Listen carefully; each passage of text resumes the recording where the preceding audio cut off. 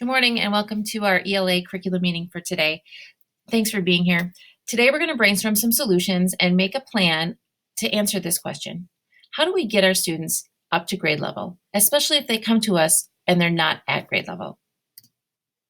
In order to help you get thinking about this topic, here's some common ways that we already use to help kids get to grade level. And I'm going to put them into two different categories, equality and equity.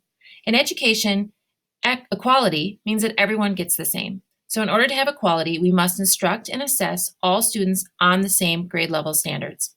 That sounds easy, but we know it's not because kids already come to us in pre-K below grade level. Therefore, teachers pre-K, kindergarten, first grade, all the way through high school and possibly through college, kids struggle with the grade level standards. So if kids aren't ready for grade level standards, should we teach these skills? One way that helps us with this challenge is by really leveling that playing field to create equity. So we scaffold, we differentiate, and now we personalize the learning for our students. So here's where the problem occurs. When we don't use both, if we don't ever instruct or assess kids on grade level standards because we don't think that they're ready, they will never be ready when they graduate from high school. And on the flip side, if we only differentiate, modify, or personalize, then we have kids that have holes in their learning that are never filled because, again, they were never given those grade level standards. So here's something to think about. Do we give kids on grade level standards in our district? Do you, in your classroom, give kids on grade level standards? And how do you know their grade level? Let's pause for a minute and think about and discuss that. So if we answered yes, we do give kids grade level standards, how do we know it is grade level?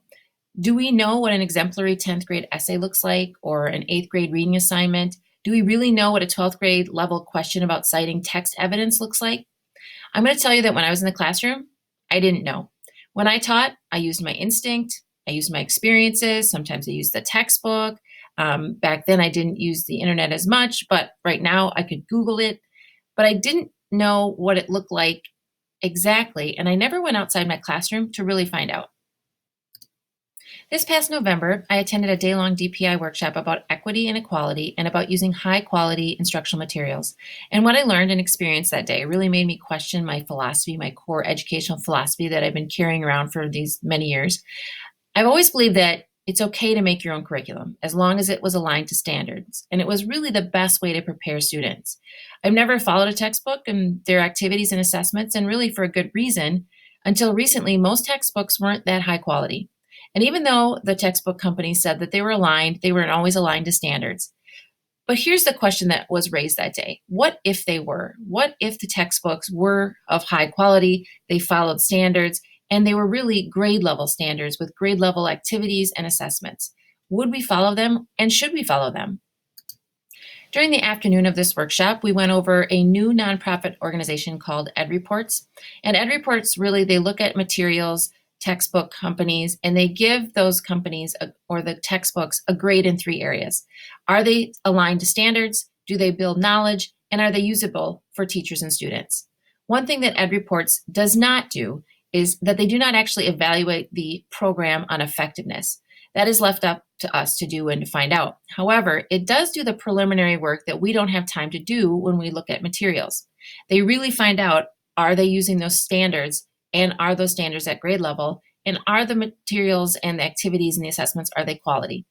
So I know what you're thinking. You're very curious about how StudySync does in those EdReports. So let's take a moment, go online, and look out how well our curriculum does. So some really good news. As you can see, StudySync scores high in all of the areas, in text quality, building knowledge, usability, in every grade level. So let's go back to our main challenge. Do we agree getting our students up to grade level is an issue? And if we agree to that, then we need to ask ourselves, what's the best way of getting our kids up to grade level? What are we already doing, having success with? And should we use more of our new resource, StudySync, to help us out? So let's pause for a moment and talk about, has anyone already had success in using grade level standards with StudySync? Thanks for those discussions. And I think that all of you are doing a great job with what we're doing. But really, for the rest of the time of today, we're going to be working together to create a goal statement and a timeline. We need to figure out, what do we want to do? What do we need to do? How will we do it? And when do you think that we can get it all done? So let me just summarize what we talked about today. In order to make sure everyone gets the same chance at success, we really need to teach grade level standards to all of our students and help those students who are below and above the grade level standards through things like scaffolding and personalized and differentiated learning.